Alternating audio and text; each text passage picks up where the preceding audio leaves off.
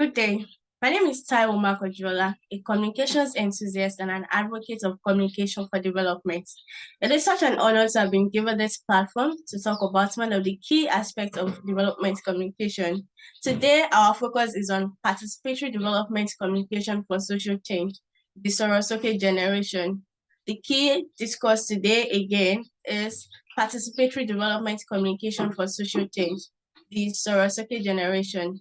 I'll take us briefly through the outline, and we have the introduction, the key aspects of the study, theoretical framework, discourse, and conclusion.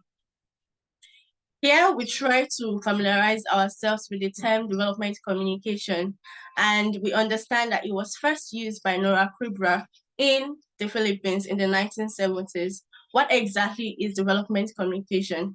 Development communication, unlike every other aspect of communication, has an end goal, and this is to help the people at the pyramid. This seeks to inform, to create awareness, to educate and enlighten the people in ways that would improve the standards of living, in ways that would improve every aspect of living. And we divide this development communication into three different aspects. We have social, economic, and political. We have social, economic, and political. What are the key aspects of our discuss today? We have participatory development communication. We have development communication from the perspectives of human rights. We have social media as tools for social change. We have EndSARS protests, and we have the Soke generation. Understanding participatory development communication, we know that this is a term that refers to the theory and practices of communication to involve people in the decision-making process of their society. This type of communication wants people to be more involved. It wants people to have the knowledge, prerequisite of being involved in their civic responsibilities, of exercising their human rights, of involving and engaging in these discussions that can change their standards of living and improve their total way of life.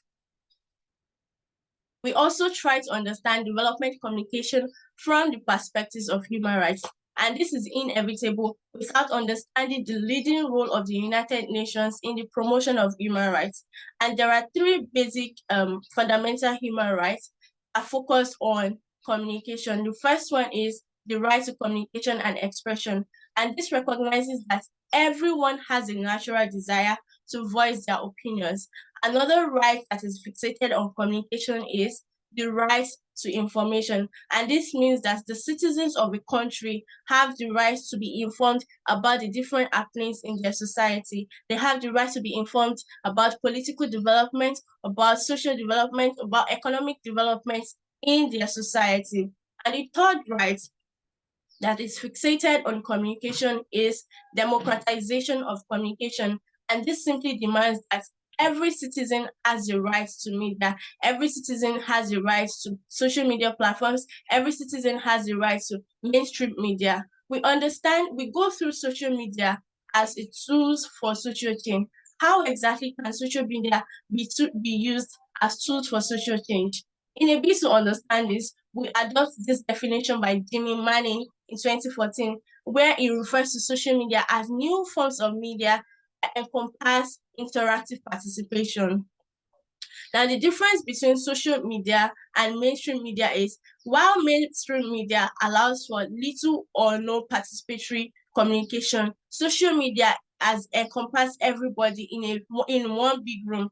Everybody, one person can communicate to thousands of persons, and thousands of persons can as well return information back to a single source. And social media as tools for social change has been used to defend democracy, has been used to foster participatory development. It has actually been used in previous times for social change.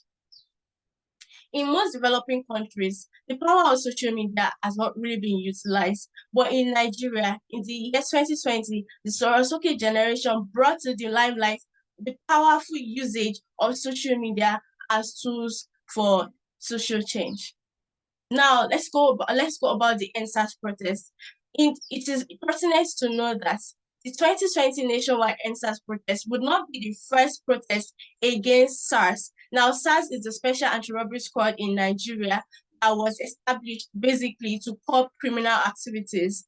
However, it is saddening to realize that even the people have been saddled with the responsibility of protecting human rights, of curbing crime, and now the ones perpetrating and accosting innocent citizens going about their daily activities.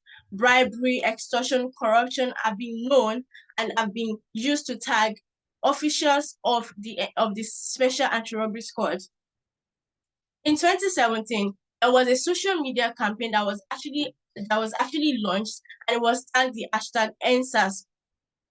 This was actually followed by a reform, and the then acting president, Professor Yemi Oshibajo, gave an announcement to disband SARS. However, 3 years after, the situation is still the same. In 2020, following several days of protests demanding the end of SARS, the Nigerian authorities had no other choice but to effectively disband it. What is the difference between the 2017 social media campaign and the 2020 social media campaign? The 2020 social media campaign was championed by the Soke generation. Now, the Soke generation is a term widely used to refer to the Nigerian youth of today. Usually, the Soke generation were often tagged as labeled as lazy, superficial, undeserving of accolades. But this youth displayed an unusual rise to the occasion by utilizing the power of social media to propel social change. These youths came together and started a campaign, an online campaign that gained global awareness, even gained global donations from international bodies such as Amnesty International, Enough is Enough, Citizens Gather, but to mention a few. The laudable energy, the laudable strategy used by this use brought to the limelight how social media can be used as an instrument for social change, and how this can bring about development in a country. Now, for the purpose of this discourse, we utilize two theories. The first one is the diffusion of innovation theory and the theory of planned behavior. The diffusion of innovation theory is a deliberate exposure to bring new ideas, to change target audience, to inform target audience about the new ideas, and to actively ensure that they adopt these new ideas. Now, it is important to note that these new ideas are only for the goal of improving the lives of the target audience. Now, the second theory that was utilized for this discourse would be the theory of planned behavior. And this theory has been successfully used to predict and explain a wide range of advocacy movements. This goes to show how important these theories are to this discourse. This theory has been used to educate people, to propel advocacy movement in the grassroots, sensitizations, and even in town hall meetings. Now, how has social media been used by the Soke generation? In Nigeria, the mere appearance of police officers or the mere appearance of any security agency is enough to put innocent citizens on their toes. Even if you have not done anything wrong, you know that you are subject to profiling. You know that if as a youth you have as a particular kind of phone, you are subject to profiling by default. Now, the youth rose to occasion to demand an end to the constant violation of their human rights, to demand an end to the never-ending police brutality that everybody seems to be experiencing, to demand an end to the constant extortion by police officers. These are the people that have been saddled with the responsibility of protecting human rights, of safeguarding our lives. But then the Soke generation made us realize that social media is not just a platform to exchange ideas. It's not just a platform for entertainment, but can be used to propel social change in a country.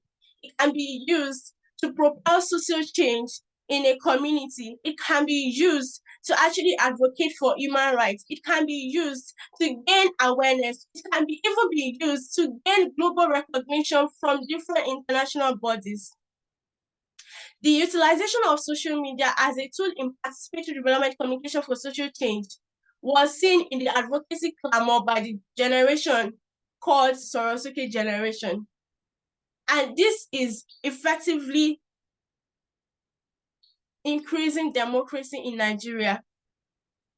This nationwide protest is a movement to advocate against incessant breach of human rights. And the response to this has been wonderful. The response to this was that the federal government and state governments, they set up judicial panels of inquiry. These judicial panels of inquiry were to help people seek redress, especially victims and families of victims. In conclusion, innovative communication platforms developed through technology has obviously been seen to propel social change. Why then should social media not be utilized by developing countries? This was important and this was effective in Nigeria as it has curbed the incessant violation of human rights. Social media has even been used as Uber for justice by civic organizations. This has contributed effectively to the development of our country, especially in human rights, in the protection of human rights. This has been seen to effectively contribute to the development of our country in safeguarding the peace and security of Nigeria.